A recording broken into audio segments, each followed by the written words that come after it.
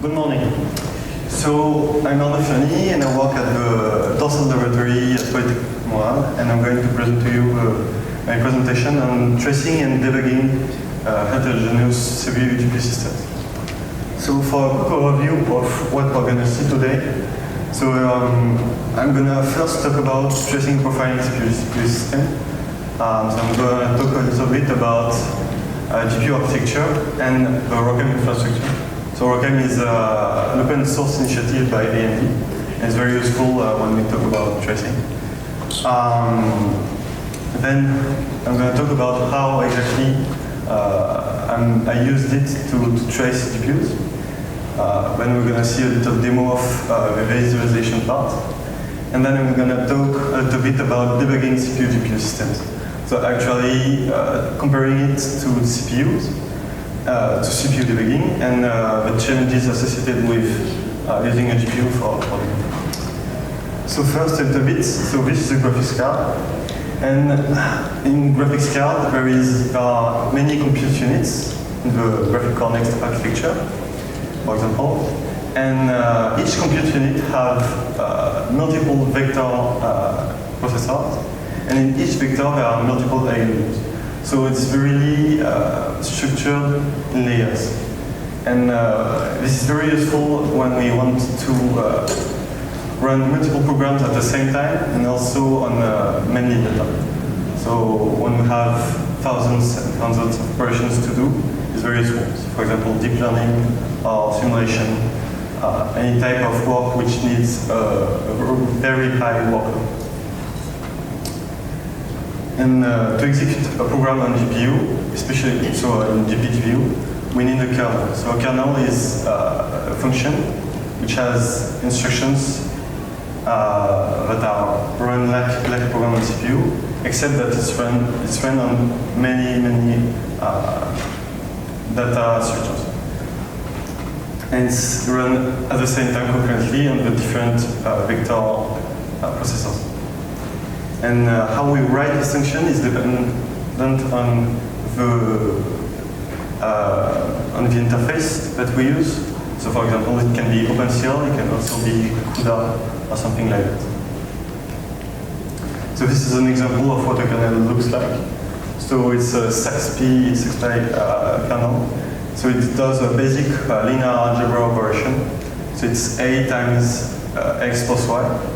And it's used, it's a very simple operation, but it's used many times in deep learning, for example, applications. And so we can see there are a little bit of more code than usual because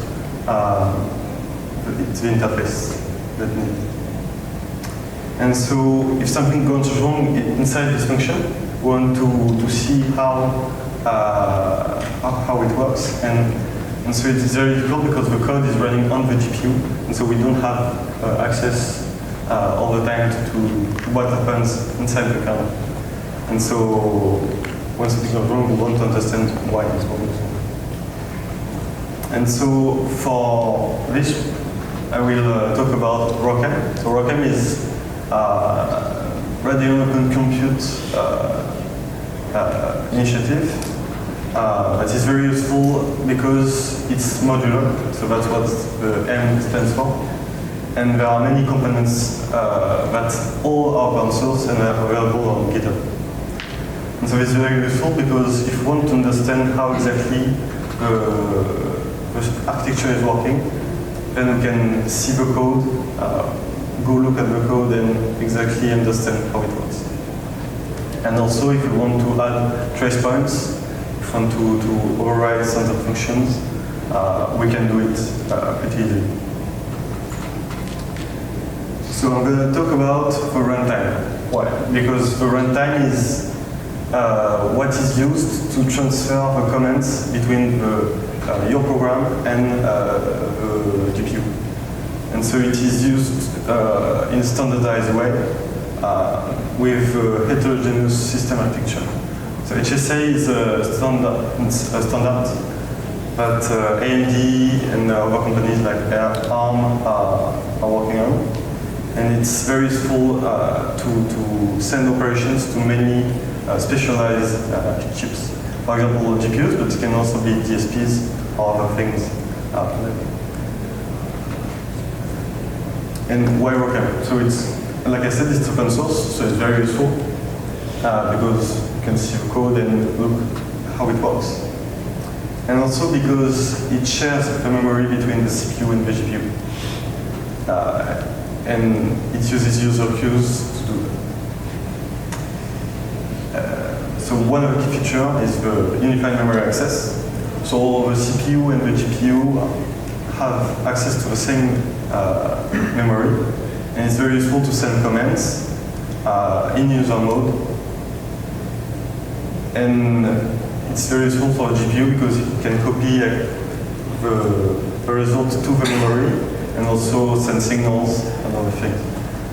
And so it's a useful way to send signals from the GPU to the CPU without having to do any kernel space operation. So here we can see the user applications is sending operation to a runtime using standardized functions. And then the runtime sends operation to the DMA queue. And this is read by the GPU, which can then execute those operations and send the result back. The HSA kernel agent is useful to create, to initialize the queue, to allocate the space in the memory and other things that needs to happen in kernel space.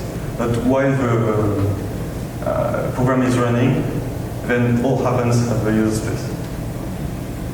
And so what we want to use in order to trace the program is the runtime. Because you can look at the source and there is an existing mechanism to insert trace points inside the runtime. And then the interface is standardized, and this can be very useful in terms of tracing, because all the trace points then are investable. And we can compare them between DSPs and other things. So it can work for GPUs, but it can also work for other types of chips. So how does it work? So the runtime has an environment variable. It's called HSC tools lib. So we specify our library inside this environment variable. And then the runtime will load it and call a function inside our library. And this function is used to override functions inside the API. So we can override functions of the runtime API and insert trace point. And so it's very useful to have a flame chart of the program function. So the work has already been done by AMD to insert trace points, and also to have profiling counters. So there is a library to trace the GPU program, but there is also a library to have performance counters returned by the GPU. And so the performance counters are very useful because we can, there are a lot of research done to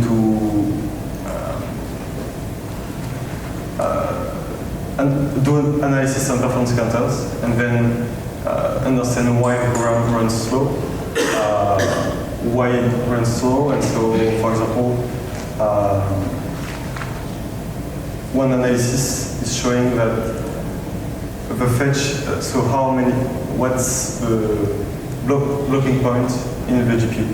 So for example, the fetch and decode, or is it the memory access that is running slow, or is it this program that is not very using the resources of the GPU accurately. And so it's very useful to adapt and change things to have a better software. So the trace points do not use any tracing tools, so it doesn't use LTTNG or anything like that. It's all written with C++ code. and the format it records to is JSON format, so Tracy event format, and we use that inside Trace Compass to analyze it and have a flame chart to analyze what happens. And also we can synchronize it with the GPU events. So we have synchronized CPU events in the interface and the GPU events, so the kernel running on the GPU. And we have also the memory transfer. So next we have a demo. So this is Teia, the front end that I used to make the visualization part. And the analysis ran on the Trace Compass itself. So there we have a couple of analyses. And first I will open the Trace events table. Yeah. And so here we have different events that happens and that are inside the trace. So I have a lot of things. What is very useful about the trace event format is that we have other arguments that we can add, and it's very free format. So we can add the information that we need inside the analysis. So there it's a flame chart, as you can see. And there I zoom on the memory transfer event. So we can see the different memory transfers that occurs. This is the page code. And then we have the runtime events at the top of the flame chart. So we can see there are events of the runtime to do memory transfers. And then after the memory transfer, there are GPU events, so the GPU kernel running. And so we can see that, so I'll show a bit.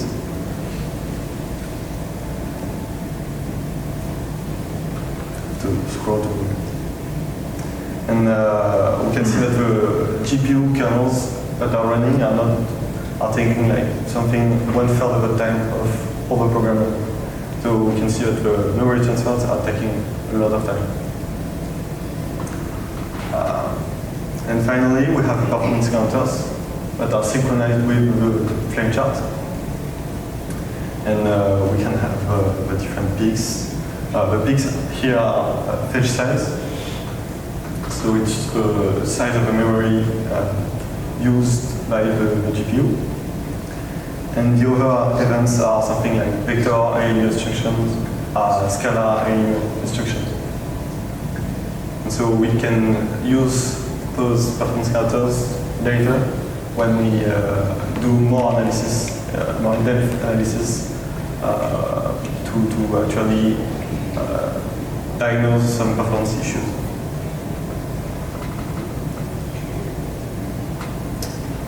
So that was the first part of my presentation on performance analysis and tracing. In the second part, I will talk about CPU and GPU debugging. So here, it's a slide that explains the CPU debugging part. And so CPU debugging is pretty simple at the core, but can be very, very complicated when we go into multi-threaded systems. So here, the first step is to read the instruction where we want to set a trace point. And we save the instruction and replace it with an instruction that launches a trap signal. So we write this instruction. Then we run the program. And when the program runs into the trap instruction, it sends the signal back to our debugger, and then compare with our table of breakpoints to see if the signal is sent by the instruction where we set the breakpoint. And then if it's okay, we stop. So the program is stopped, so we just wait for his input. The user can then check the memory if there are any problem or just go through the code. Then when we want to continue, before continuing, we have to change the instruction pointer so that it goes back one instruction. Then we write the instruction that we saved before, and then we can step through this instruction, replace the instruction with the track instruction, and then we can continue forward. So this is the basic functionality of the trace. But in the GPU, there are many problems like I said, especially because there are multiple layers, multiple programs running at the same time, and also multi-thread, many threads that are running at the same time. And so, for example, if a program has many threads running at the same time, it can also do something like run 4 threads, wait till they're finished, and then run the next 4 threads. But the kernel will run actually 2 times, and the instruction will not be in the same order. So if we break, all the threads will not be at the same state. And it's complicated to manage that case. Also, there are programs like for the user interface. So if we want to make a user interface for the debugger, we want that the user can easily understand what happens inside. What's complicated is that there are architecture concepts and also logical concepts.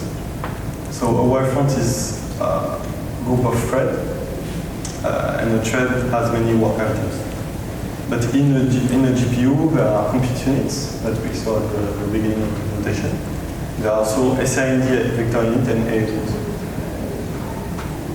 And what's complicated is that if we want, for example, to say that a thread is a thread, we list all the threads and the user can manage those threads and continue and break points and everything with just the thread.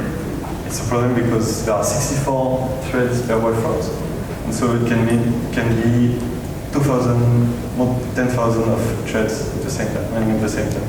So managing the state of 10,000 of threads is not very useful if you want to really understand what happens.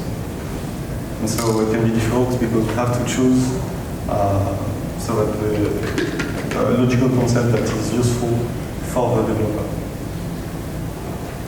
And then there are thread preemption. So thread preemption is available in many cards today. And before it was really sending an operation, so sending a kernel.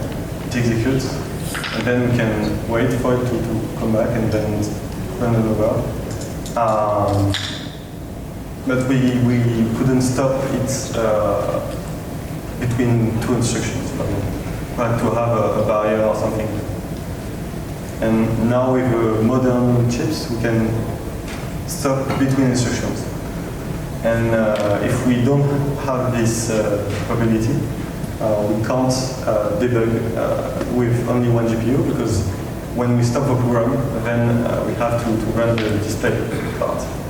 So if we stop the GPU and we have only one GPU running, then the display doesn't work. So in the past, it was needed to have at least 2 GPUs in order for debugging to work. But now with modern graphics card, it's no longer a problem because the hardware has been developed enough that we can use the hardware feature and have a thread, so instruction level thread preemption. So that's the end of my talk. Thank you for listening. And if you have any question, I'll be very ready to answer them.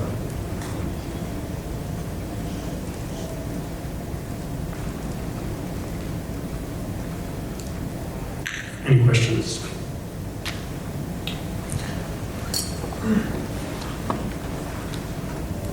Do you think that the same can be used for FPGAs also, or is that just too much of a user-defined black box?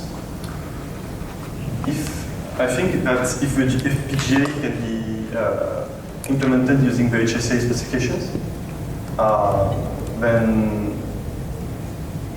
it shouldn't be a problem. But the problem is that the HSA standard is pretty long and there are a lot of requirements.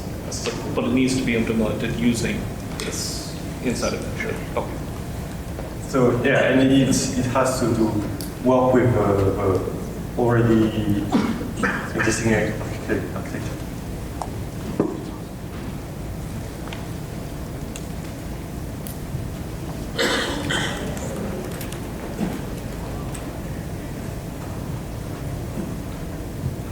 Thank you. So I was wondering if there's some hardware support in this AMD to make it a bit more non-intrusive, or is this kind of all-inclusive Tracy and debugging technology?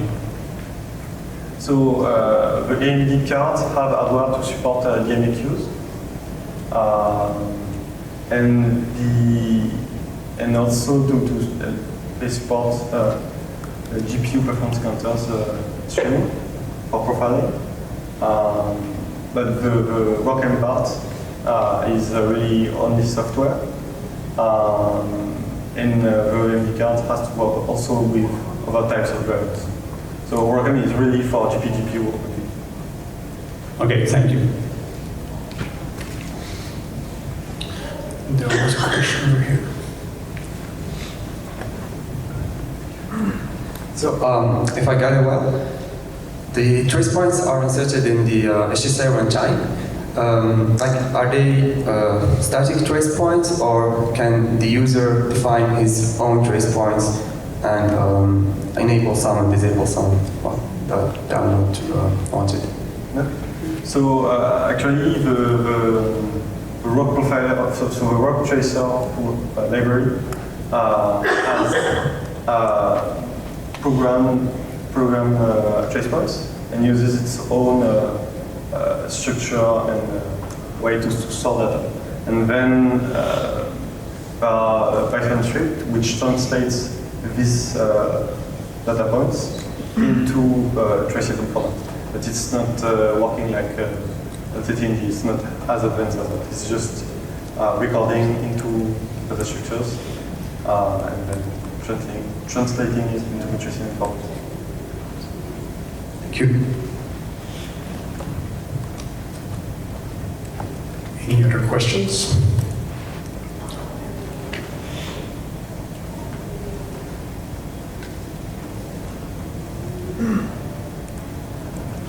With some of the newer architectures combining the CPU and the GPU into more consolidated entities, is there any work on the ROCR to integrate into any of the CPU profilers so that you can get a bigger overall system view versus one versus the other?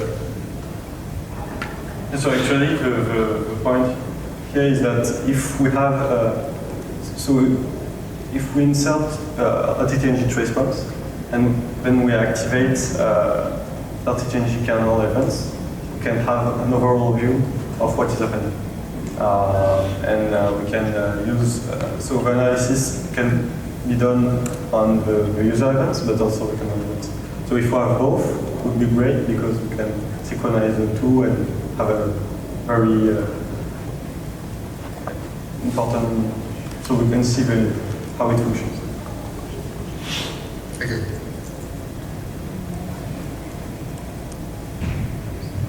All right, we still have time for another questions, or we'll switch speakers right away. Oh, over here. Hello, is it for Windows or Linux for the tracing? Yeah, so it's only on Linux right now. Other libraries are working with Linux.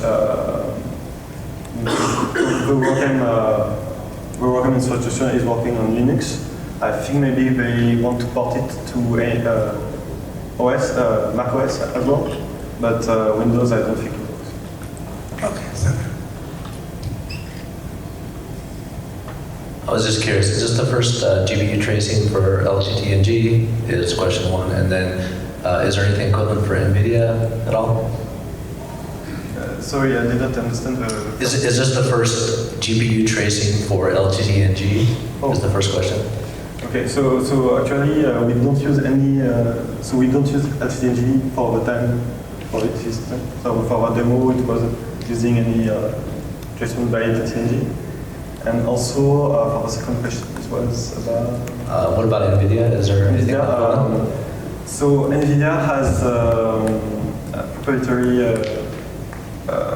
functionalities, and with Insight Profiler, we can see approximately the same types of events. So the memory transfers, the GPU kernel events, and also the user API events. So we can see the CUDA calls, then we can see the kernel executing. Yeah. So NVIDIA has approximately the same user experience. All right, thank you.